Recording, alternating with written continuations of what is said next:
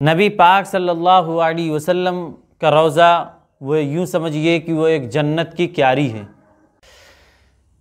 السلام علیکم ورحمۃ اللہ وبرکاتہ۔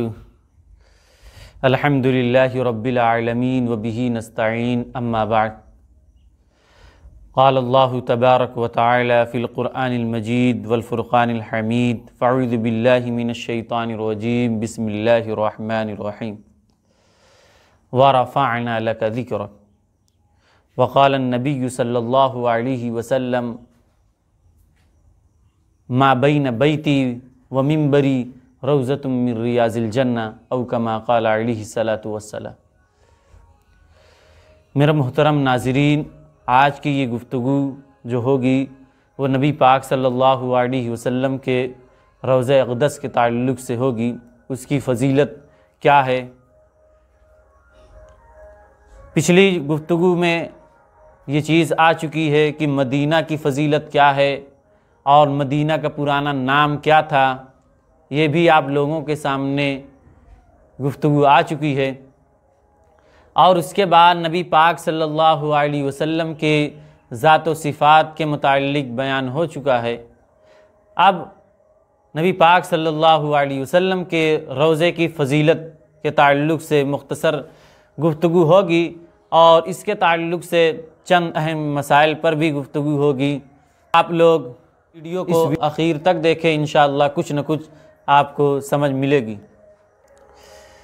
دیکھیے، نبی پاک صلی اللہ علیہ وسلم کا مقام مرتبہ اللہ رب العزت کے بعد دوسرے نمبر پہ ہے، دنیا و آخرت میں، تمام مخلوق میں، یعنی اللہ کے بعد نبی کا مرتبہ ہے، اصولی بات۔ اب جس جگہ وہ سرور کائنات محمد مصطفیٰ صلی اللہ علیہ وسلم سکونت اختیار کریں گے، آرام فرما رہیں گے، وہ جگہ بھی دنیا کی تمام جگہوں میں افضل ہوگی۔ حدیث شریف میں ہے، نبی پاک صلی اللہ علیہ وسلم نے ارشاد فرمایا ما بین بیتی و منبری روضۃ من ریاض الجنہ، کہ جو نبی پاک صلی اللہ علیہ وسلم کا یہ روضہ مبارک ہے، یہ جنت کی ایک کیاری ہے۔ یعنی اگر کسی کو زمین پر اگر جنت دیکھنی ہے تو نبی پاک صلی اللہ علیہ وسلم کے روضہ اقدس کو دیکھے، کہ نبی پاک صلی اللہ علیہ وسلم کا روضہ وہ تمام جگہوں میں افضل ہے۔ اور اس طرح اگر مقابل کیا جائے تو دیکھیے، ایک طرف بیت اللہ ہے، ایک طرف مکہ ہے، تو وہ مدینہ سے افضل ہے، کعبۃ اللہ مسجد حرام سے افضل ہے۔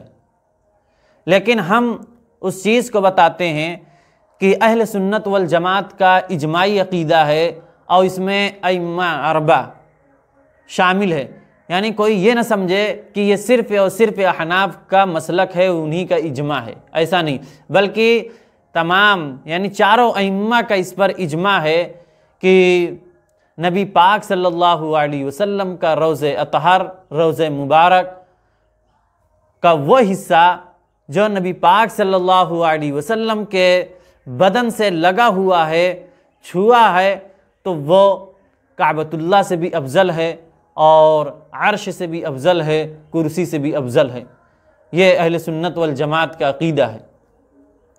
ابن شامی رحمۃ اللہ علیہ نے اس کو قاضی عیاض مالکی رحمۃ اللہ علیہ کے حوالے سے نقل فرمایا ہے اس اجماع کو، اور قول ہے، انہوں نقل کرتے ہیں کہ وَمَكَّةُ أَفْضَلُ مِنْهَا عَلَى الرَّاجِحِ إِلَّا مَا ذَمَّ أَعْزَاهُ عَلَيْهِ السَّلَامُ إِنَّهُ أَفْضَلُ مُطْلَقًا حَتَّى مِنَ الْكَعْبَةِ وَالْعَرْشِ وَالْكُرْسِي۔ یعنی یہ قول ہے کہ وہ حصہ جو نبی پاک صلی اللہ علیہ وسلم کے اعضاء مبارک سے جو لگا ہوا ہے، وہ حصہ کعبہ سے افضل ہے، اور عرش اور کرسی سے افضل ہے۔ یہ اجماعی مسئلہ ہے، اور یہ اتنی فضیلت ہے نبی پاک صلی اللہ علیہ وسلم کے روضہ پاک کی اور روضہ اطہر کی۔ تو نبی پاک صلی اللہ علیہ وسلم کے روضہ اقدس کے تعلق سے گفتگو ہوئی، اور اس میں نبی پاک صلی اللہ علیہ وسلم کا روضہ ہے، اس کی فضیلت مختصر آئی۔ اب کوئی شخص سوال یہ ہے کہ کوئی شخص حج اور عمرے کے لیے جا رہا ہے، اور اس کے لیے کیا ضروری ہے کہ نبی پاک صلی اللہ علیہ وسلم کے روضے کی زیارت کرنا، اور اگر کوئی شخص زیارت نہیں کرتا ہے تو اس کا حج اور عمرہ نہیں ہوگا۔